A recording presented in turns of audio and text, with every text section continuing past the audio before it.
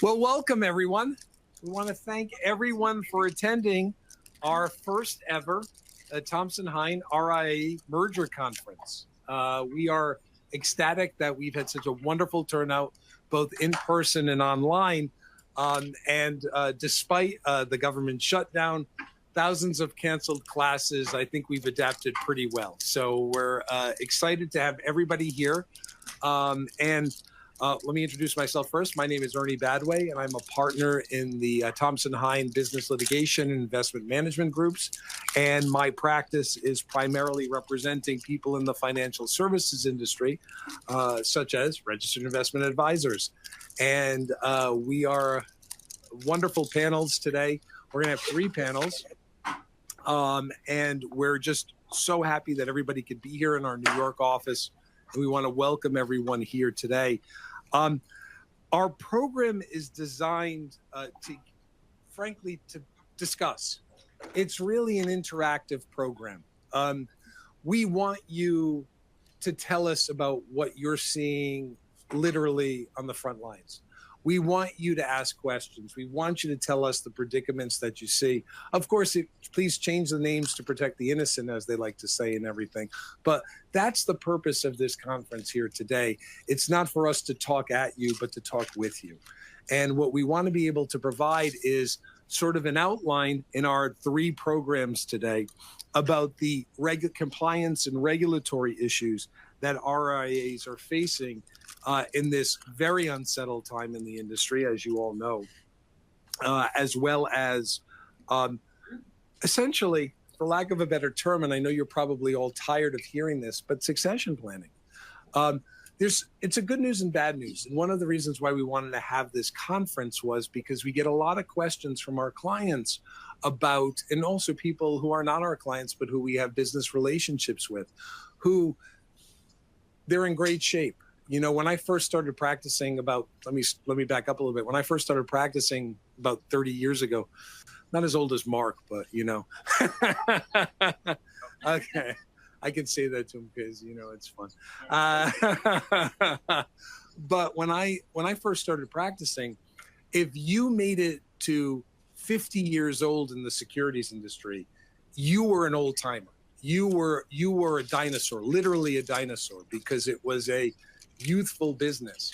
But because of a number of factors, including the fact that most people are living much longer and much healthier, okay, you know, and people in the succeeding generations are not gravitating towards the financial services generations as the prior generations. So what we are seeing is, 1, people wanting to continue to work, and 2, there really isn't that sort of bench strength coming up to sort of take over. Now, that's a good and a bad, all wrapped up in the same. And we've been dealing with these questions with a number of our clients, and we're going to probably continue to deal with those questions. So, you know, that's part of the impetus for this conference, and we're so happy that everybody can be here.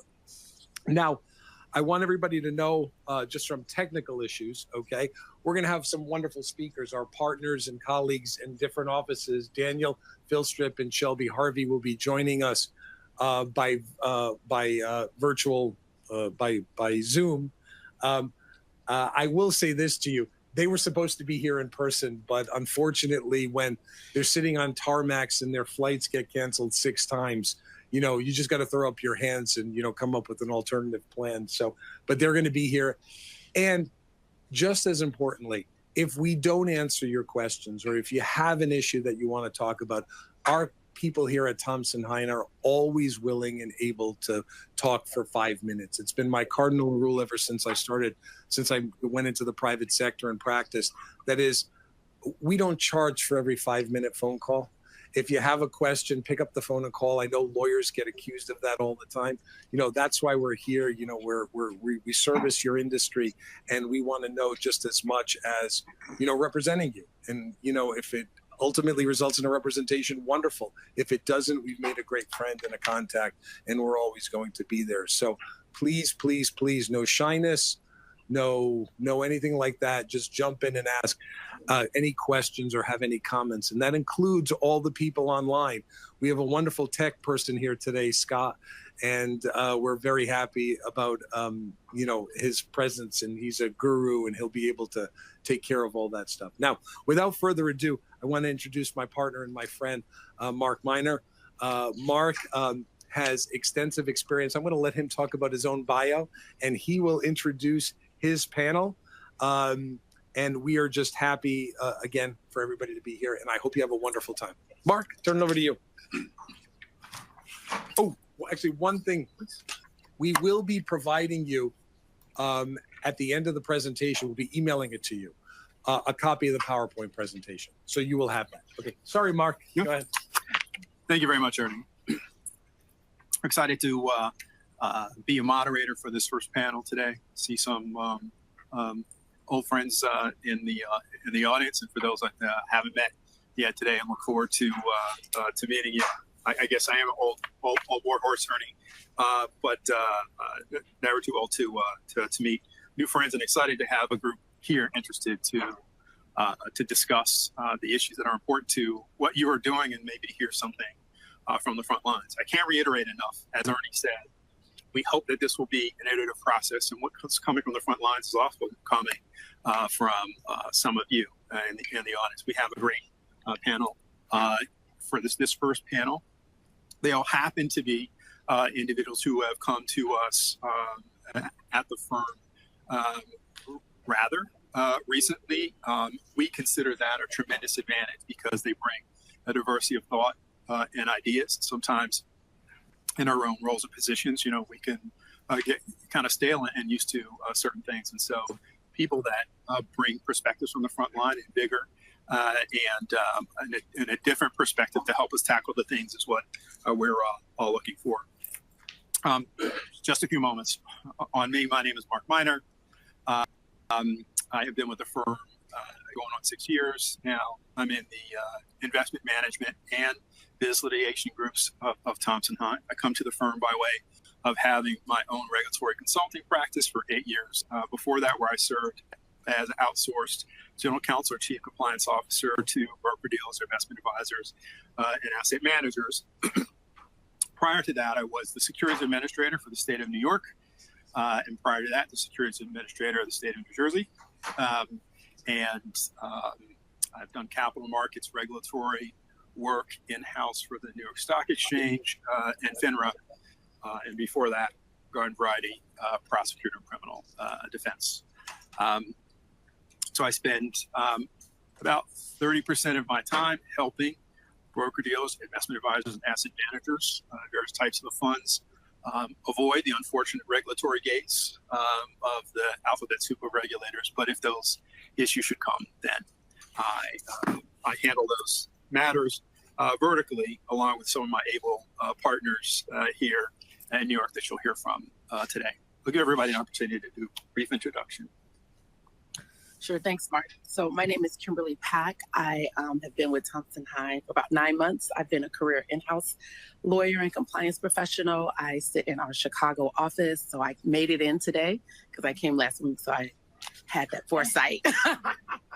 I started my career off in a small broker dealer and then went to a larger financial services company where I did the internal FINRA testing. So I'm used to looking at people's work and issuing those reports, much to their chagrin, but helping the organization to be compliant and to continue to improve upon their policies. And so I am in our privacy and cybersecurity practice group, and so I'll be focusing on that today.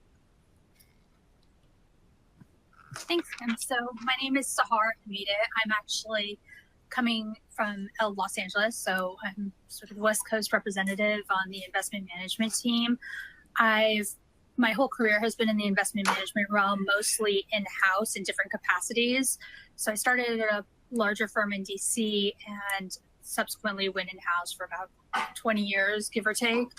And as a chief compliance officer for a registered investment advisor and compliance officer for a duly registered firm, financial services firm, meaning investment advisor and a broker-dealer firm together. I most recently came from a real estate investment management firm that was mostly online, so it's more like a crowdfunding platform.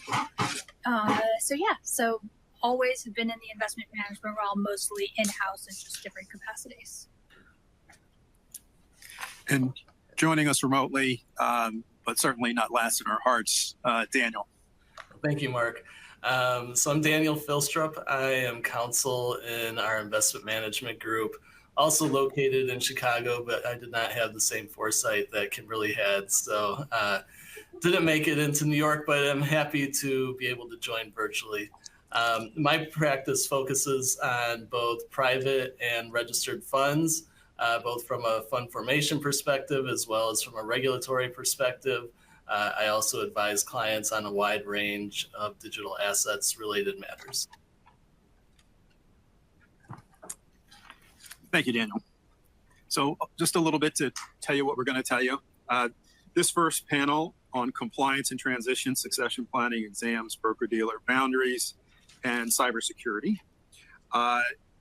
This is for the compliance landscape for registered investment advisors, which has evolved rapidly in recent years, with regulators constantly redefining traditional oversight.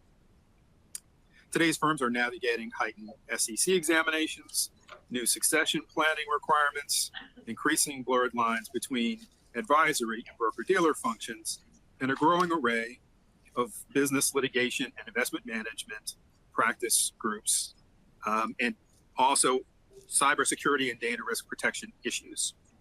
I'm happy to be your moderator here today, and we'll cover these and hopefully other topics that pop up. Again, please feel free to ask questions. For those of you who are participating online, our firm has a chat box open. I will be monitoring that, and we can either take those questions in turn. Actually, I prefer to take those questions as they come up. And with that, let's get started. So we're going to start talking a little bit about succession planning and anti-assignment. For those of you who have worked in institutions that have either grown by acquisition or are maybe considering an exit for your companies or a division of your companies, there are lots of things that happen behind the scenes. I'm happy to have here one of my clients of the firm, and I'd served for several years as an outsourced chief compliance officer for Marstone, who was really an early entrant in the robo advising space. And very often, as some of you may know well, some days you're building as you're flying, and things are happening all over the institution. And then at some point, you become a more well-established institution, and if you're thinking about growing by acquisition or selling off, there's lots of things that may happen away from functions that are very segmented in parts of the business, but they're essential to know if you're in that market. So with succession planning, if we're going to start with you, Daniel, let's start with what are some of the key considerations that RIAs should take into account when developing a succession plan? Yeah, thanks, Mark. So, first, I think it's important to note that a succession plan is a key part of an advisor's fiduciary duties to its advisory clients. And there are a number of considerations to take into account when putting a succession plan together. Those include the regulatory overlay, which, in particular, does your succession plan trigger an assignment under the Advisors Act, which requires client consent? There's also internal dynamics. You want to consider whether your organization is on board with your succession plan, and if not, do you have a plan to deal with those risks as they arise? There's also, you'll also want to consider whether filings are required. If your succession plan results in a change of control of the advisor, that's likely going to require a prompt amendment to Form ADV. But even if it doesn't, there could be other aspects of Form 80B that need to be updated. Additionally, you want to consider if there are any other contractual obligations that get triggered. Specifically key person event provisions can often be triggered by a succession transaction.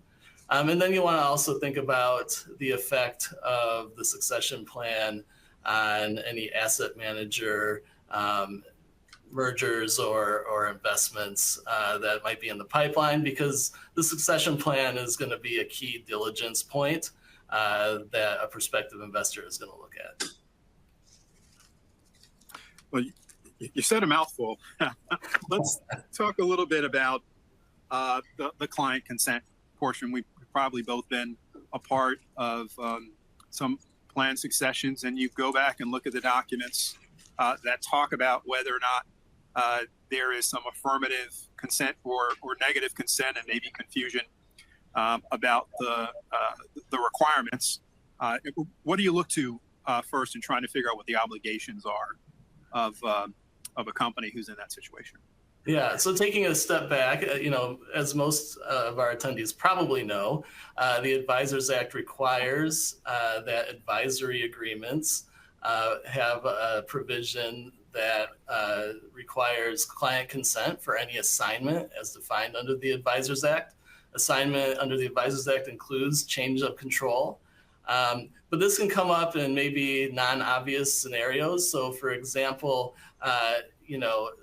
control under the Advisors Act is defined as, there's a rebuttable presumption of control where an owner holds 25% or more of the advisor's voting interests. So that means even if you have, even if majority control of the advisor doesn't change, a 25% change, a change in a 25% owner could result in a change of control and assignment of the advisory agreement.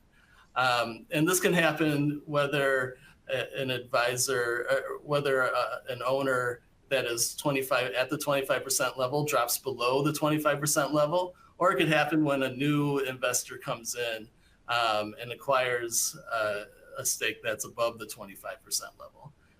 Now, when that happens, it triggers the client consent provisions. It's important to look at what the contractual language says, and oftentimes the SEC staff will also look to the contractual language. Now, there's a bit of a gray area. So the most conservative approach is to build in negative consent mechanics into your agreements. And that means that you can go out and get consent from the clients, and if a client doesn't respond within a certain amount of time, you can deem that non-response to be affirmative consent to the transaction. However, there could be language in your contracts that don't allow for that. So then you have to actually go out and get affirmative written consent from the clients. As someone who's been in the unenviable position of having to discuss with senior management that particular obligation, how have you addressed scenarios in which affirmative consent is required, but up-to-date information in books and records don't really allow for anything close to 100% response from the client? Yeah, so, there are a couple ways to deal with this. First of all, if you don't necessarily need 100% consent, right? So look to your contractual provisions. It might just require a majority in interest. So then you're only going out after a majority of your investors. Now, in the private fund space, you can also draft the assignment language to just require LPAC consent. So if you have explicitly stated that the LPAC can consent to an assignment transaction under the Advisors Act, then you actually only have to go out and get the LPAC consent, which can be much easier than trying to get all of your LPs to respond. So can you talk a little bit about some of the legal and regulatory risks for failing to follow the rules of the road as they are required in your contractual agreements? Yeah, so and often especially the consent process comes down to kind of a risk shifting exercise, especially if you're bringing in, for example, if you're considering a merger or you're bringing in an investor, they'll often want to ensure that the process is compliant with the Advisors Act. So they're going to take a more conservative approach and could require you to get affirmative written consent from from your clients. So I would say that's one way. There are other options that you have, though, especially in succession planning, to maybe achieve your goals without triggering an assignment. So, for example, in the private funds space, maybe you can achieve the financial objectives of the succession by adjusting the economics at the GP level and not touch the provisions or the ownership of the advisor. So you can get creative and try to avoid the issue of assignment, but it does require some creative thinking and again, making sure everybody is on board with the succession plan. Sure. Excellent points. And just know and understand that from the regulatory point of view, as someone who spent many years boiling the hot water, your obligation as a registered investment advisor, any registered entity, is to have a policy and procedure that's reasonably designed to prevent or detect the particular issue. It doesn't have to be perfect. So when the regulator is coming along and they see that something may not have been done exactly the way that they would envision it in the book, your counsel or chief compliance officer can point to why that practice or policy was reasonably designed to the scope and size and nature of your business, or as Daniel described, that you came up with attempted to come up with a creative solution that was going to put the largest number of people on notice and do that in a way that maximizes and ensures that they are protected. But you can always wring your hands for forever trying to come up with the perfect solution, and never let the perfect be the enemy of the good. We do have a question that's come in that says, can you talk about the consent differences, including timetable, between a stock acquisition, that being acquiring of an existing RIA, versus an asset acquisition where you're acquiring only the RIAs or the clients or business? Yeah, great question. So there might be, typically if you're acquiring the stock of the RIA and you're using a negative consent process, the approach that has been widely accepted in the industry is that you give 45 days notice with a reminder after 15 days in order to get the consents back. Now, there are firms out there that will take a more aggressive approach and just do a one-time notice with a 30-day notice period. But again, it really depends on the risk appetite of the parties. For an asset deal, you can, I think, have that occur on an expedited timeline. But if you're truly acquiring all the assets of an RIA, I do think that there's still some risk that that's an assignment, and you're still going to want to think about how to comply with the Advisors Act's requirements. I don't know, Mark, if you have a thought on that. No, those are all excellent points. I mean, this is going to be a threshold question if you are talking to counsel about a planned. Most people will use merger in parlance, but very often they mean something other than that. And so one of the first questions that you need to ascertain is, what is it that they intend to acquire? Are they going to acquire an investment advisor that's then going to be an affiliate or a subsidiary of an existing, or are you going to absorb it in total? Are you going to keep that institution and manage as a white label and sub-advisor of that institution, their regulatory requirements to come along with that? Or is it the book, as was mentioned in the question? That would be a threshold corporate hill that you have to determine, because the approach, both for the acquisition and the exit, and all the schedules that go behind that document are very important. I always go back to, my goodness, it's probably a 10 or 15-year-old guidance now. So IAM guidance from 2016 that FINRA has issued about succession that I would encourage folks to review if they are under that scenario. Now, after you review it, you're going to say, hey, the parts of this are as clear as mud. And don't worry about being confused about that. But I know people have gone back to staff and have asked for clarification probably from every paragraph and footnote of that.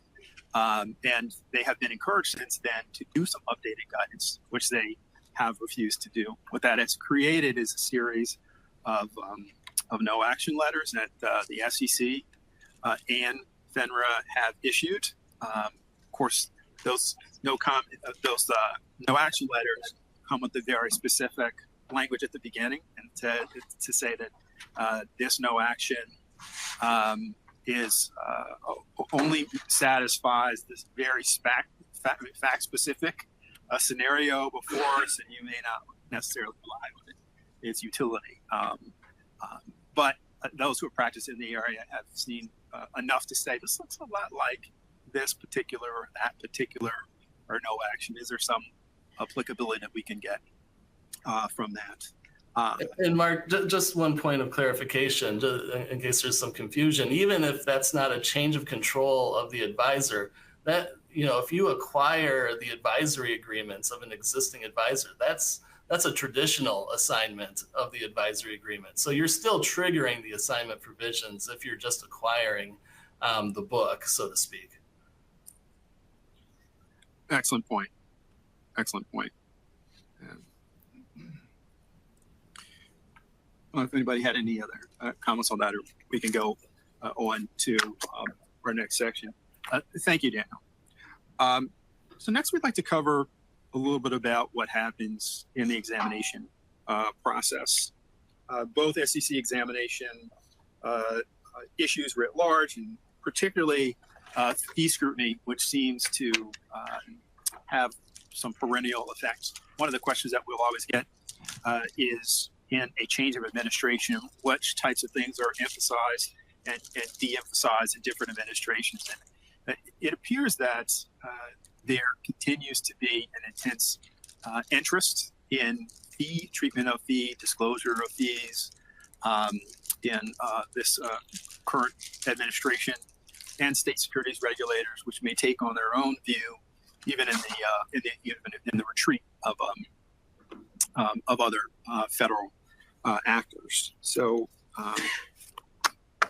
Sarah, we're going to turn to you. Let me start by asking, you know, with the surge in exams that focus on fee billing and disclosures, you know, what are some of the most common exam findings that you're seeing right now? So, surprisingly, actually, a lot of the findings are based on just accuracy of fee calculations.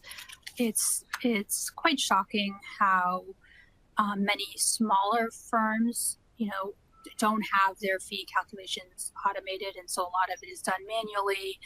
And with that comes, you know, lack of backup disclosures. So when the examiner comes in, for example, you know, when I was in-house, week into my, you know, job there, as the chief compliance officer, we could knock on the door.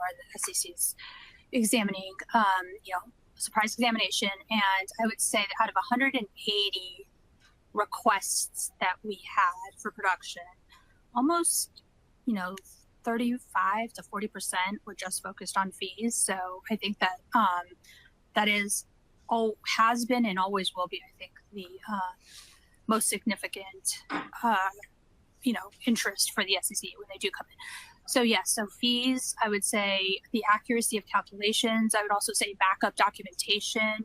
When it comes to private funds, they're really scrutinizing allocation of fees. So are these fees being properly allocated between, say, the manager versus the fund versus any other affiliated entities that are involved? I would say that is the largest focus. Can we drill down a little bit on the backup of calculations? About 9 years ago, we started to see a flurry of investigations and some regulatory actions that have now kind of culminated in some parts into what we refer to as the marketing rule and the definition of what is sufficient. I have found that there is frequently some confusion amongst the back offices about what is sufficient documentation about a decision on the determination of a fee, in addition to the fee calculations that are manual, which gives me agita. So many different ways I'd like to talk about where you've seen that, like literal back of an envelope or something else. What have regulators found as sufficient support for the calculation and the fee determinations? So I would say every single piece of document that's written down should be saved, because the regulators will dig down all the way from the very beginning, and even with respect to the marketing rule, all the different modifications of marketing pieces that are discussing the fees, will be scrutinized, and sort of the evolution of how the fee calculations were done, or the evolution of how those fees or hypothetical examples are also portrayed, to the public or in their marketing materials. So I would say almost anything and everything. Just don't throw anything away. Don't throw anything away. Yeah, that's sage advice. It reminds me of one of the last investigations I was involved in as a regulator, where there was a calculation of pricing, and the back office was running some models against a particular strategy, and the model was run 2 or 3 times with a new vending provider, and the portfolio manager text back to the folks who were doing the modeling, which they were kind of retained a third party to manage that, and simply said that cannot be right. Now that was a document that lived on later, and the regulator, and there was actually multiple regulators in that instance, said that questioning of whether or not it was right wasn't necessarily the problem, but there were a series of meetings that happened after that, and a determination that this particular third-party modeling vendor did not have the background and expertise that they said that they should have to do the modeling on what was a rather complex strategy. And so, and they brought people in to talk about what happened in that instance, but it turned out that all the good things that they did were not memorialized. Right. And so they had no minutes of the meeting. There were emailed to suggest that there were meetings scheduled for that purpose. They ultimately brought in an institution who came up with different modeling. And so it looked a lot like they were just simply cherry picking the result, when in fact, had they had the models in the predecessor meeting that were kind of laid out on the table, and looked at the CV of the 2 institutions, basically they did all the things that you would want an institution to do if they have determined that a particular vendor wasn't right. They were still hammered because they didn't have any books and records to demonstrate. I really think that the examiners don't give you the benefit of the doubt if you don't have backup documentation. And especially when it comes to fees. I mean, I think everything needs to be documented. If possible, I would definitely allocate resources to automating as much of the fee calculations that can be done. But I know smaller firms tend to do a lot of that manually. And there's just, it's just the error happens, no matter how many human error and no matter how many, different checks and balances there are in place.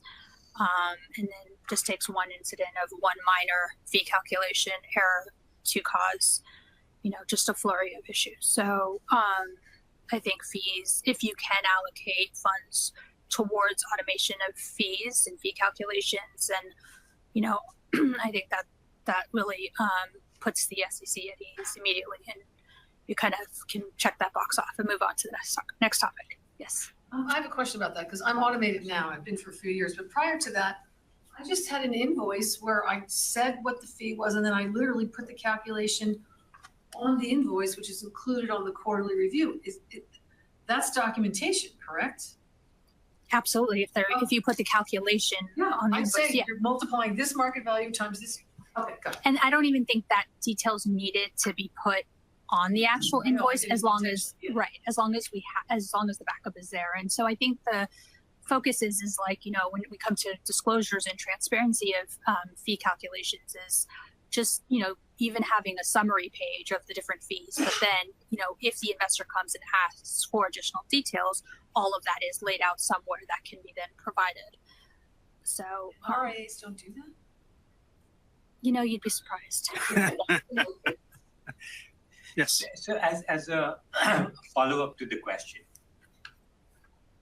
if you outsource it, let's say to the custodian or to a firm like, these platforms, and rely on them to do the fee calculation, what is your liability as the RIA to prove that it's accurate? So, there is a fiduciary, obligation, obviously, as a registered investment advisor on behalf of your investors. But I would say, first of all, there's the vendor due diligence initially. When you do hire on the third party, all of that due diligence needs to be documented, as well as, how did you, compare to other vendors in the industry and the reputation. So I think there's definitely, that is an obligation that has to be done and documented. The other thing is, I would say that, random audits, at least on a quarterly basis, is important. Of the calculation. Of the calculations, yes. So when I was in-house, for example, every quarter I would just randomly pick a few different clients, pull their files, look at their invoices, and ensure that and literally manually calculate the invoices myself to see Then that. Just keep those as a memo. Exactly. And then exactly that. And then documenting those internal audits, mini audits. Yeah. But it's okay to outsource it. Absolutely. But there is a need to have some sort of compliance oversight. Mm-hmm. That's an excellent question. The regulator will tell you that you cannot obviate your fiduciary obligation by outsourcing it to a third party, but it does become a very effective defense to an allegation.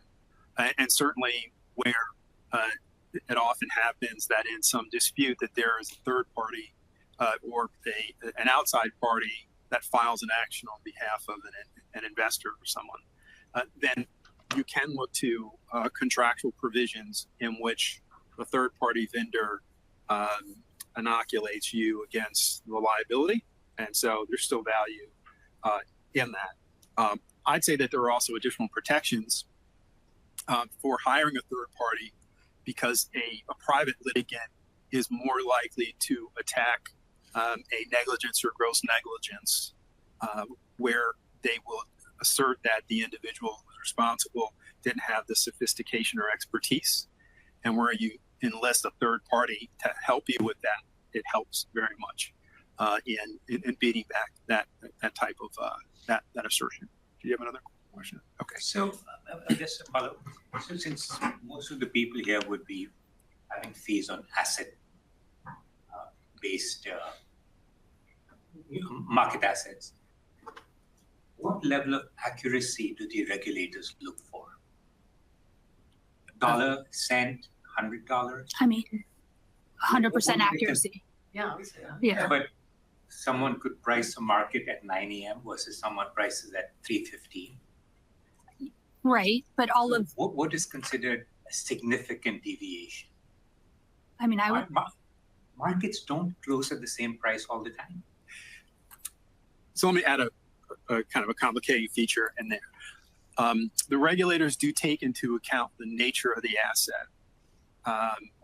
And so where there are readily identifiable and a rich resource, and the appetite for a deviation is going to be very low. If you're pricing something that is, plain vanilla, there are lots of sources in the market for it. They would want you to be able to replicate down to like 0.01%, I think is the model's deviation has to be less than 0.01 when you run the model 3 times of a deviation using the same data's analysis. Now, if you're using something like a back of an envelope and you want to run that risk, but they have acknowledged that the complexity of the instrument and how it performs in the market, including volatility in the market, is a factor in determining the reasonableness of the efficiency and accuracy of the pricing model. But even internally, when a regulator comes in or some litigant comes in, see that, for the 3 times that you've done the calculation, you come up with a different number, then they're going to want to know how far away from the standard it was on the second and third iteration, or are there any changes in the data that was put in to that model, either for time and price or any strategy. And that's assuming that there aren't multi-legs to the strategy. Anytime you have any multiple legs to a strategy, then you're going to have to perform that for each of the sections and to justify your fee structure or your pricing structure. My question is small fund considerations. You mentioned the manual calculations. The SEC Commissioner Hester Pierce spoke about streamlining and thinking creatively about lowering barriers to entry and small fund considerations. Is that something that you've thought about? And lowering the barrier in terms of the minimums. Compliance burden, absolutely. Small fund versus a large right. fund. So you're just so I understand the question. You're asking if that you mentioned manual calculations yes, for small funds, right? Perhaps a less a smaller fund that has less resources. Absolutely. How would you, as a chief compliance officer, would you look at that any differently? So I wouldn't. I would say as a chief compliance officer, I would just be more. There would be more oversight if it's not automated. So maybe doing internal audits on a monthly basis versus a quarterly basis. I would make sure that the documentation is very organized such that it's producible in perfect form at any point if the SEC shows up. Again, we're dealing with fees here and the protection of investors, so the regulators are going to, definitely want everything to be perfect, really, if you're going to be calculating manually. And it's not uncommon, and so it's just ensuring that all of your backup for the calculations is documented and saved somewhere. I guess that's an excellent point. I would add as an encouraging note that in the last Trump administration, they really emboldened the section on advice specific to small advisors. And in speeches as recent as 3 weeks ago, Hester Pierce reiterated the need for changes in the regulatory scheme as it applies to small advisors. Now, there's been some discussion about what the definition of a small advisor is. There have been temporal elements before where they said you could be sophisticated and graduated out of that because you've been in the business for 10 years, although you are $100 million, which is the definition of small advisor.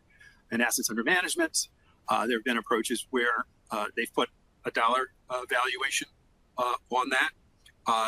There have been suggestions where there just is some relief from some attention or action.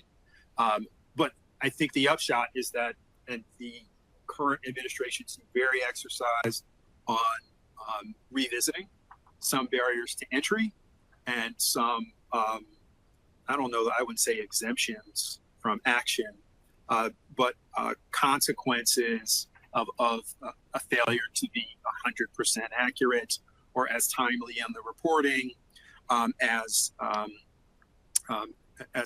some other larger market participants would have. I don't know what all of those are going to look like. Just know that it sounds like very much there's a sympathetic audience right now. But Mark, to put a fine point on what you're saying, the SEC is famous for saying, you know better. You know, I've been in Wells meetings with people where the SEC staff has turned and said, you know better. You know, even when you're like, you may have assets under management of less than $100 million, they'll turn to you and say, you've been in the business a long time. What we're saying to you is not new. So that pervades a lot of what this, about what how they operate now. Yeah, I feel like there's not a lot of forgiveness, especially when it comes to fees. I have a war story. I did get subject to a preliminary audit. They did look at my fees. They probably had a very young SEC examiner look at it. She used an Excel spreadsheet. The calculations were incorrect. Across my accounts, I have about 50 million under management. She found $80 difference in total. And she calculated it wrong. And we had a little bit of a struggle getting them to, fill. Wow. So, your comments about being 100% are probably accurate. Although I have to say the SEC did not exactly cover themselves in glory. They also questioned my outside billing service. The young analyst claimed she never heard of it. They represent 900 RIAs. They had represented 900 RIAs. So, it's luck of the draw too. Right? That's a horrible story, but unfortunately not that uncommon. For those of you who are fans of the Thompson Hine series, you'll know that just a week ago, we had a whole presentation that discussed the anniversary of Madoff. And one of the things that came out of the Madoff investigation, because I was someone who was on those investigations, that factored into how some activity was able to persist for so long was the youth and inexperience of the examiners who came in. So that it can inure to the benefit or the detriment of the participants. But I've certainly seen regulatory and experience kind of wreak havoc on what should be some rather routine examination questions. And so, sorry you went through I had to bite my tongue and not say, where were you on Madoff? But luckily, my better judgment prevented me from doing that. Well, sometimes it's better to have the client to say it than the lawyer. So I let my attorney talk. Thank God. Yeah. Question?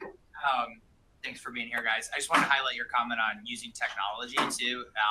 I think that makes a lot of sense.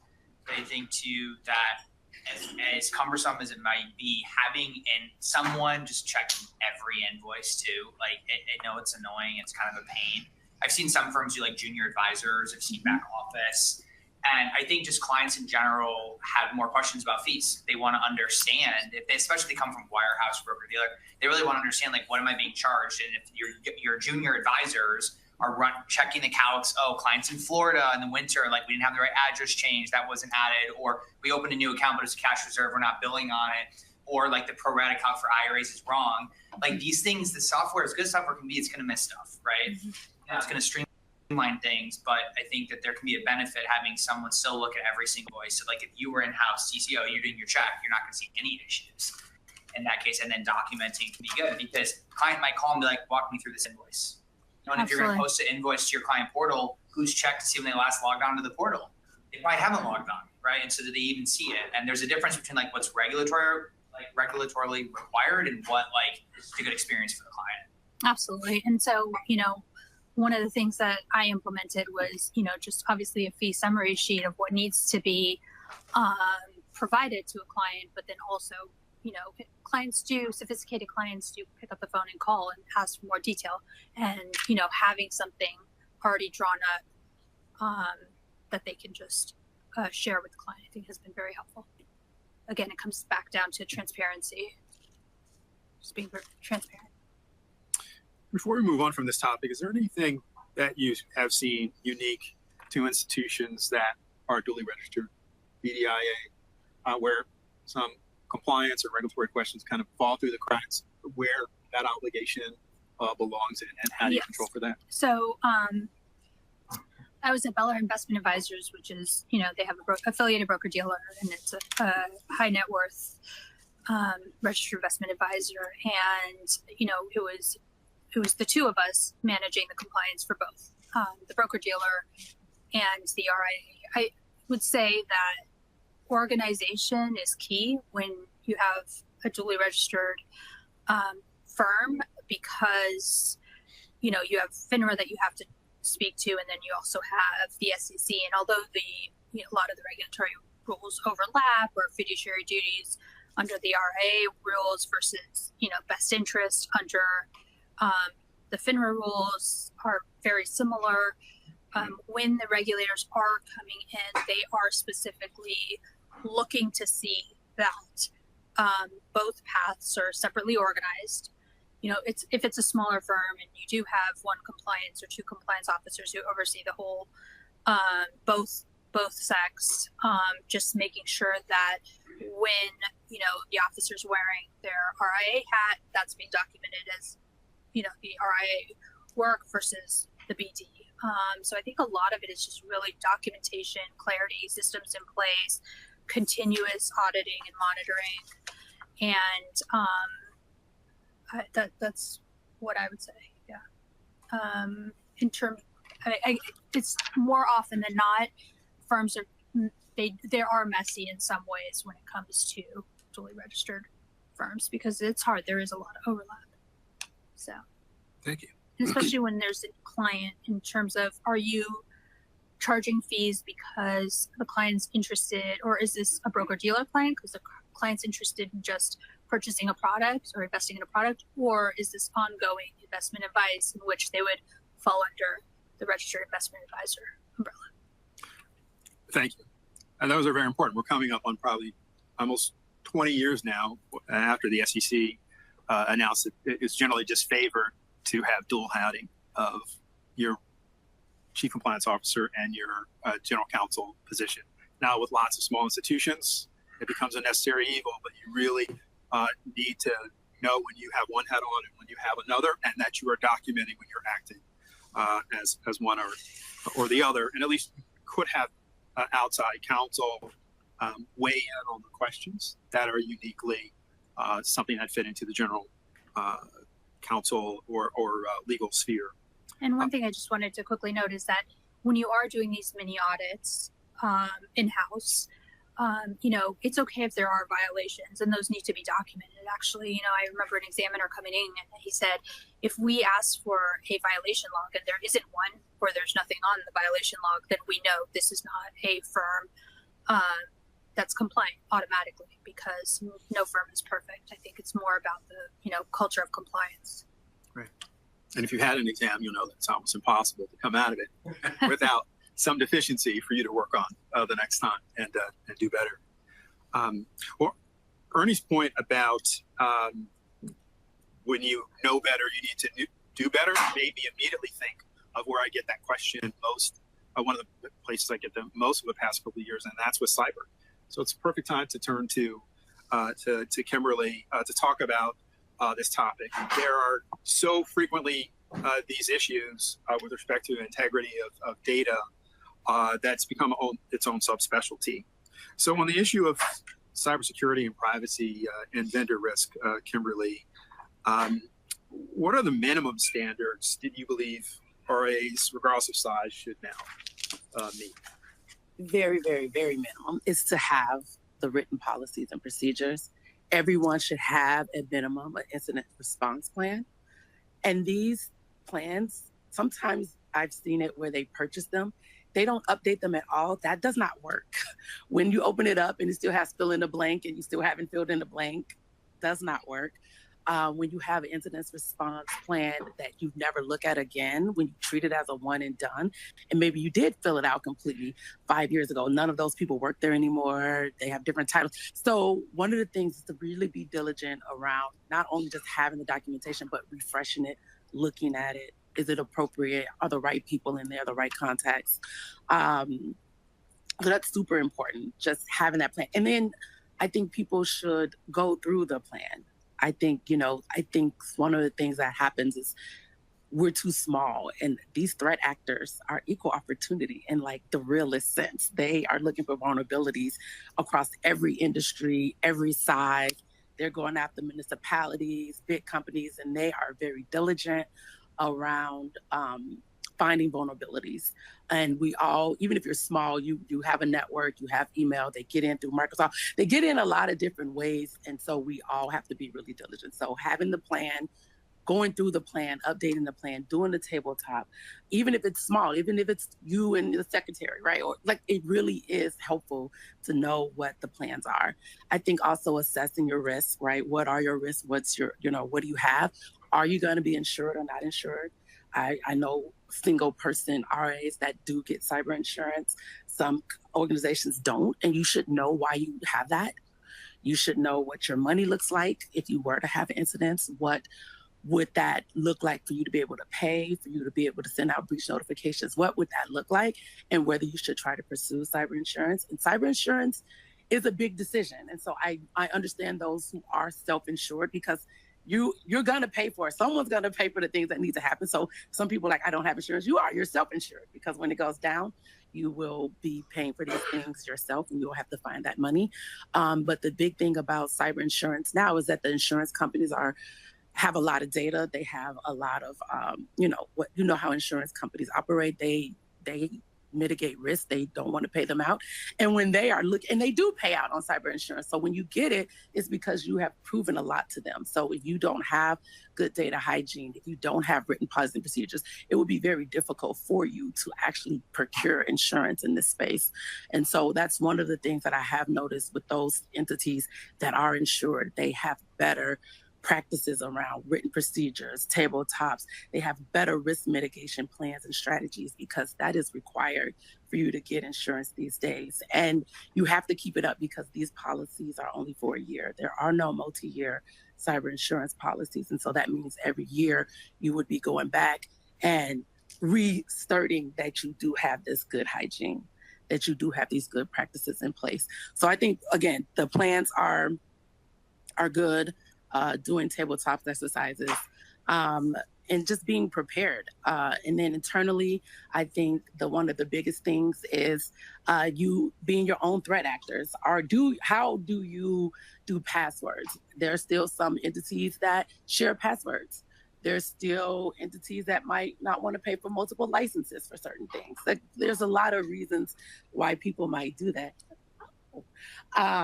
But I would advise against that. So you really not being your own worst enemy around how you document things, how you password protect things, how you secure things, how you might try to do shared usernames and access like that. These are things that you should not do.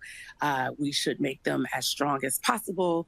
And so that's the bottom line. At least have written policies and procedures, which should include an incident response plan that you are keeping up to date. Repetition, I would say a zillion times. So I'll probably say that the whole 10 minutes I have that. Have a plan, know your plan, update the plan, and don't think you're exempt from your own internal mistakes. So having your teams know about cybersecurity, be thoughtful around it, offer some training, even if it's 20 minutes, even if it's really practical, depending on how many people working there, you should absolutely be using external folks for phishing, because those things work. Phishing works, we've seen it. And the phishing that happens now is so sophisticated. They may be inside of the account of someone you're engaging with. We see this. And then they will intercept the conversation, and you didn't notice because it's a spoofed email that's very close to the right email, and you were already in conversation. They didn't miss a beat, and now you are now engaging with a threat actor, and they do things like get money and get you to send the payment options and things like that. So these things aren't just television. These things are really effective, and people are falling prey to them every day. Sure. About cyber insurance. Ernie's not going to want to hear this, but the last time I looked at it, you had to be plugged in to your router. You could not use Wi-Fi. Is that still a requirement? No. Okay. Because we use Wi-Fi every day. So yeah, and it might. Last time I was going to get it, literally, if you didn't commit to plugging in as opposed to using Wi-Fi, you couldn't get the insurance. No, I think things have certainly changed. Most people are using Wi-Fi. it's yes, secure Wi-Fi. Like we have plans where we don't use, public ones. You want to be careful around public ones. But yeah, people are using Wi-Fi and getting insurance. They're getting insurance. Yes, they are getting insurance. How long ago was that? I don't know, 5 years ago? I don't know. Just 5 years. I wonder what carrier that was. Oh, we could talk offline about that because that seems very specific. That maybe that carrier is extremely, extremely risk averse. So it probably wasn't the carrier for you. Okay, got it. Yeah, I was gonna say, Kimberly, like when I was in house, there was a lot of we went through ransom threats. And just something as simple as like verbal confirmations when sending out money saved us I don't know how many times. So yes. So these are all fascinating topics, and they're really, maybe AI is the only area that's moving faster, like with the headlines that I'm trying to keep up with the impact. Let me drill down a little bit about cyber insurance. I think that topic for investment advisory clients has grown and changed so much. Right? Just a few years ago, it was sufficient to say you ought to think about cyber insurance, right? And now there could be 2 pages of different things that you could be covered for, and some are very basic, and pricing variations depending on what you want to be covered for. Are you seeing lots of changes in advising clients? I've seen coverage that is basically just for intrusion, others that will cover some testing, forensic examinations in the event, which is now, I think, an obligation to know what's happened. So I couldn't see not being covered for that, but I have seen that. Ransomware and how it's defined and limitations on that, both in response and when you pay out, and things that might limit or violate the coverage. And so I have seen VPN or failure to operate on specific networks in violating certain provisions of the insurance. And now you can get discounts like good driver insurance, right? If you're doing things like, I've seen phishing testing, like do you do phishing testing? Do you do firm-wide training of your employees? That will reduce the premiums. But of course, you have to do that. And it's almost as fast as I can, the changes are happening almost as fast as I can think of them. Like when I need that expertise, I can call somebody like Kimberly. Have you seen this change or in the policies? But what evolution have you seen in the cyber insurance itself? I think it's worth using a broker. I think when individuals who don't understand insurance try to go it alone, I think they undercut themselves because they don't understand the risk. They don't understand the kind of coverages that's out there, what's been negotiated for other people. And so I do think outside of, I think using service providers are helpful. And I think for insurance, I think using a broker can be very helpful for you to get the right policy that covers your biggest risk. And some of these policies cover, not just business interruption, but they also may cover your SEPA claim. So there are a lot of lawsuits that's come out around wiretapping laws based on your cookies on your website. Some policies, cover that. So are your policies covering cybersecurity stuff and also privacy litigation outside of just the breach? And so these are things that people might not even be thinking about, but anybody who has a website is susceptible to that cost and expense because they are also just blanketing and going to everybody's websites and seeing what cookies might be on there. And so I think, again, using a broker, understanding what's out there, what your needs are. Some people want to just worry about business interruption or maybe you know that you want to be covered if there are a breach because it does get very expensive to be able to defend. And I will tell you with these reporting laws, soon as you report, you get a lawsuit. You could have done everything right, best you could. You're going to still have to defend that lawsuit. I mean, we've seen it soon as they did that obligatory 4-day, it was a material incident. The lawsuits come, they are scanning the places where you're reporting, right? If you have a ransomware attack and the ransom threat actor and part of their threat is we're not going to let out the information. This is from real experience. We're not going to share the information right now, but we'll drop the name of who we've attacked. Just based on them dropping the name, lawsuits came. And they're like, and part of the complaint said, you didn't give us notice. We're still in the 20 days. We're still trying to figure out what actually happened, and we already have lawsuits filed. Like, that's how quick the plaintiffs bar are.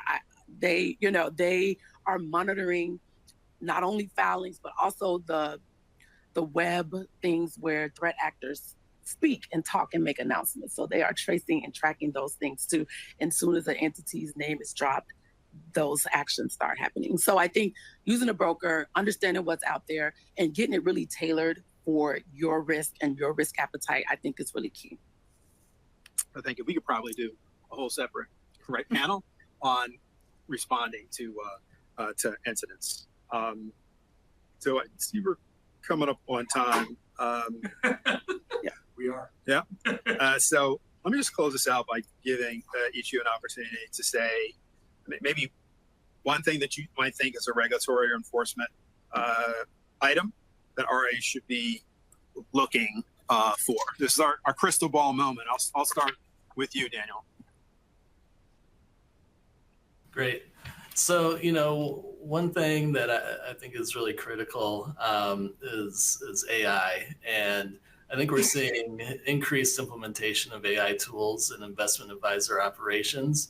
And, while the SEC withdrew their AI conflicts of interest rule, I do still think it raises fiduciary duty questions among a whole host of issues. And so, I would say keep an eye out for AI regulation, and in particular, how it relates to fiduciary duties of investment advisors.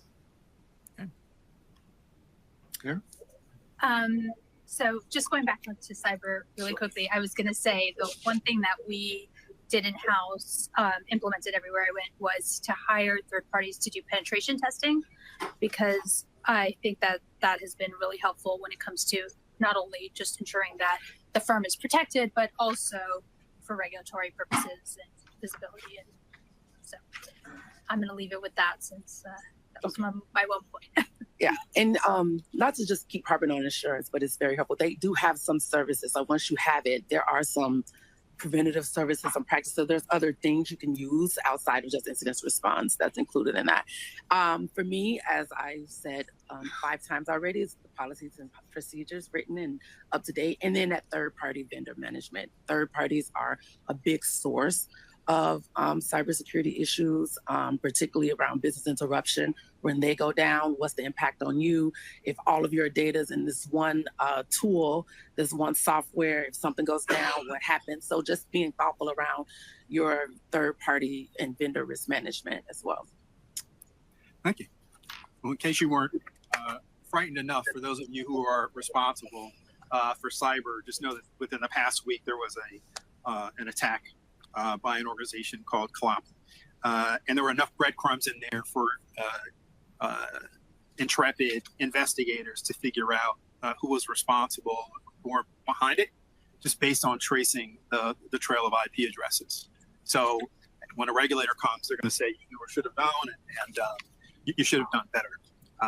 So thank everybody for this insightful discussion. And this concludes our first panel.